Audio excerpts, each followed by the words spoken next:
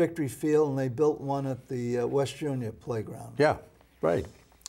And I guess the park commissioners at the time, who had control over the construction of it, put a letter to the editor in the paper, or however they did it. They advertised that they would take nominations for who should this be dedicated to.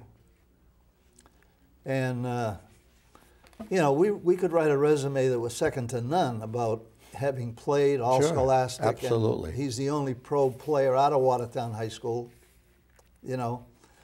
And so they ended up. Well, that's quite an honor. Yeah. That's a great honor. Very, very good.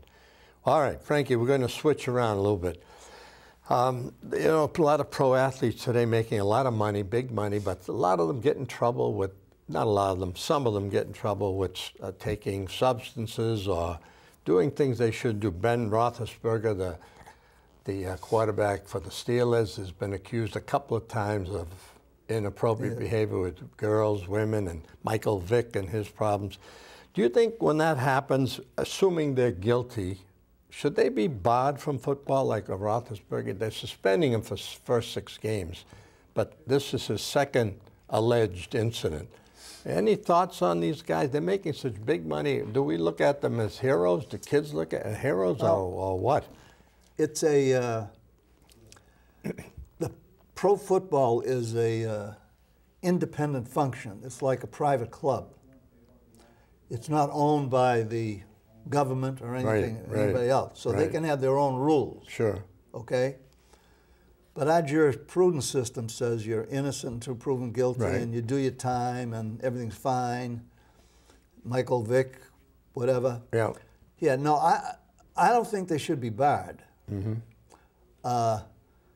If the crime necessitates that they go away for 5 or 6 years, so be it. I get you. So be it. I get it. And then when they come back, if they can't physically do the job anymore, it's over Well, for them. then that's their problem. You know? Yeah. But I don't see, I don't agree with it, obviously. I mean, in my day, there was no such thing as anybody taking anything. Yeah. I mean, all they did was put a hot towel on you. Right, They didn't even use ice. Well, Spit on it and go back in Things there. have changed a little, Frank, let's say. All right, I'm going to skip around because our time is flying here. Tell me, if you have any thoughts on the Super Bowl being played in New York in 2014, the weather factor. Why would they play a Super Bowl in New York? I know they have this big, new, beautiful stadium, but shouldn't the Super Bowl be played under the best conditions for the players? Any thoughts on that? It's controlled by television. Yeah, we know all that, but the fact you probably might be playing in a blizzard. Not so much for the players, but for the fan. Both, yeah. You know? I think it probably should be held at a venue where the fan is most comfortable. And New York offers many things. I mean, you can do so much when you go there, but I would say if I had a vote in this thing, I would have voted negative. I would have been south of the Mason-Dixon line. Like they've been doing. Yeah. All of a sudden it's New York, and then maybe it's going to be Boston or maybe Foxborough. I would be against a dome stadium, though. I just, well, those that's to me, useless. You can play that anywhere then. Why have a dome stadium? You're right. No, I agree with you 1,000% on that. Since we're on the NFL, if you had to name a quarterback today that you consider outstanding, could you name one? Brady? Peyton Manning, were they as good as Unitas, Montana? Any thoughts about that? Yeah, well, I think the players now are much better schooled from looking at film, and Montana never read defenses. Right now, if Brady's standing back there, he might look at the strong safety and know if the strong safety goes there, they're in a cover 2 or a cover 3. He doesn't look at his route runners. And then the route runner will make an adjustment to where that player goes, how that player reacts. So I think they're much better schooled, so ergo they're better players. Not that Unitas or Montana couldn't play today. Obviously they could. Sure. But I played with a guy at BC, Butch Sanjan, who was by far, to me, the best athlete I have ever seen. He was an All-American hockey player. And I remember the name. He had a cup of tea in the pros, and I think a guy, Butch was smart enough, and I'm sure Montana and all these other guys, Air Coryell with his offense, whoever he had, I think they could make the adjustment. I just think the Bradys and the Mannings are a much better school. As we said earlier, technology has taken over and everything. And everything, and sports and everything else. I mean, Well, that's an interesting answer and a good answer. Let me just interrupt here. Years ago, when you played both ways, the best defensive end played left end on offense. Because? Teams were right-handed. Quarterbacks. The team on the other side would run right, throw right. So the best defensive player had to play left offensive end. There you go, folks. Another tip out there for the young kids. You know, today it doesn't exist because they move them everywhere. But because it was so stereotyped, although they didn't do any numbers, they just knew you were going to run 60% of the time to the right. Right. There you go. You know, and throw right. So. Good points, Frank, that I'm sure the average viewer doesn't even think about. Frank, we don't have a lot of time. I know it's flying because you're so good. Let's switch to Watertown High School athletics right now. Now, as we know in football, the numbers are small at Watertown High. And I think last year they had the most wins, 5 or 6, whatever, I can't remember, since 1996. And that 2 divisions in the Middlesex League. Are you in favor of 2 divisions in the Middlesex League? Positively. Positive. Good thing for Watertown? Well, it's a good for thing all teams involved. Yeah, for everybody. When I played here, we were independent. We were never in a league. Even when I coached here, we were never in a league. You know, and I don't think that's so good, though. Do you? Being independent. No, that's what I'm saying. You're better off in a league. Is what I'm alluding to. And within the league, if everything was perfect, you'd all have the same numbers of kids, and it isn't that way. They do it geographically or whatever. Right. So, no, I think it is. It's going to help them be competitive. More kids hopefully will participate. Yeah, hopefully. What I don't like about some of the high school sports is it's become so specialized that if you're a football player only, you go to football camp, this and that. That's happening more and more, Frank. Yeah, hockey, basketball, you got to play AAU. I mean, I got a grandson that plays nothing but basketball, AAU basketball. He doesn't play anything else. Yeah. And he's a nice little athlete, but somewhere along the line, somebody told him, and I don't think it was his parents, that he should... Some coach, probably. Yeah, that he should concentrate on basketball. But that was a fellow just trying to foster his own program. Oh, absolutely. Absolutely, and, you know... Well... That happens, unfortunately, Frank. The high school has also added lacrosse this year. They brought back girls softball, which was missing for a few years, and they have volleyball. Now, that's a good thing, I guess. More kids participate, but do you think those things will take away from other sports, which also have small numbers, depending on what season it is? Well, you can't have it both ways insofar as if you want kids to participate, you have to offer more. And they're doing it.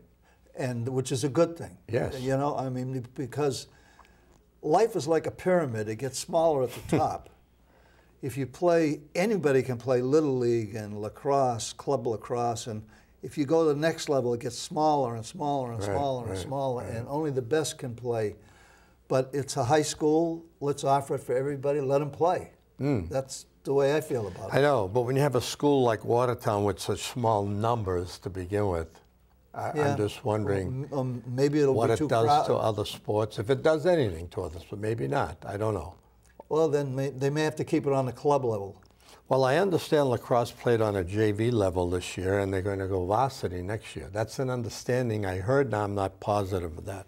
So they tried at JV level, and they were quite successful, I understand. Well, as long as it doesn't, lacrosse, as long as it doesn't interfere with field hockey, you can get those kids to go there. Well, that's the point I'm making. Who knows how that's going to work? Yeah.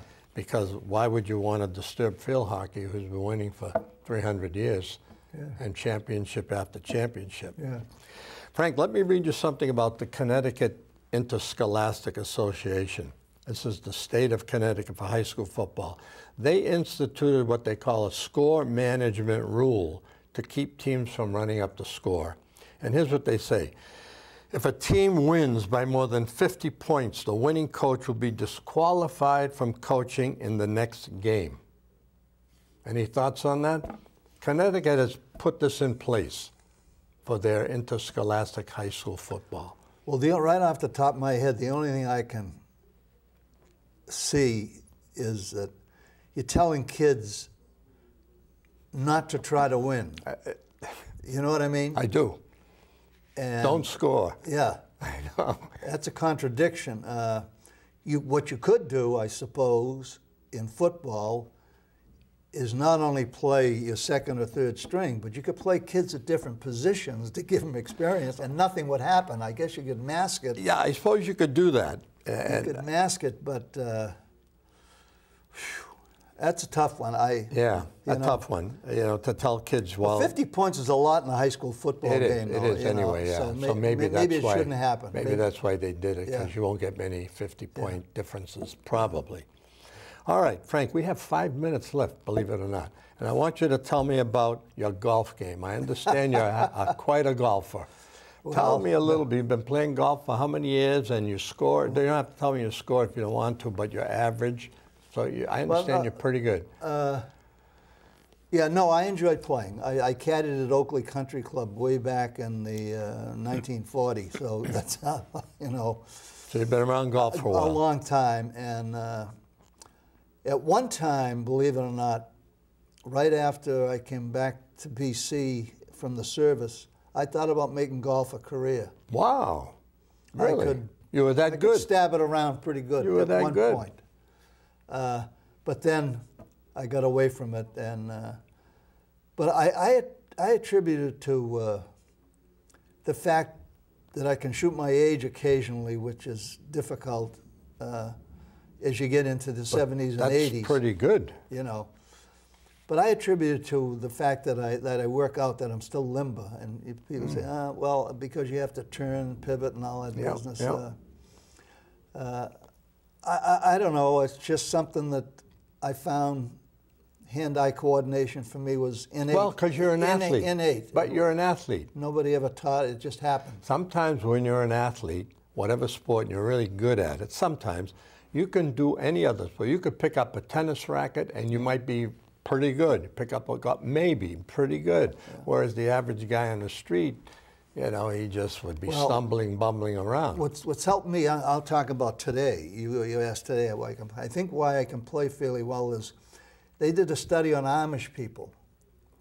Amish men walk 18,500 steps a day. I don't know if you know how many that is. I don't know. But it's a lot. Not good in math. And the women can walk 14.5, you know, because they're peeling potatoes and not walking all the time. But they work out, they do laborious work 10 hours a week only. Mm-hmm. We got 2 minutes, Frank. So I try to work that into my system. Really? And peeling potatoes. 10 hours walking. a week of work. Really? And walk as much as I can and exercise, and that's helped me play. And you got it down, my friend. You got it down. Everyone out there listening, you hear what he said? He's giving you a formula for success here, and we don't get a lot of that on this show. Well, Frankie, our time is just about up, believe it or not. It flew by because you're a good guest. So let me thank you once again for appearing on Watertown Sports Talk and for sharing some of your stories, Frank. One of Watertown's great athletes, folks. Well, Frank Cousineau with us today. And folks, thank you for watching Watertown Sports Talk, and we'll see you next time.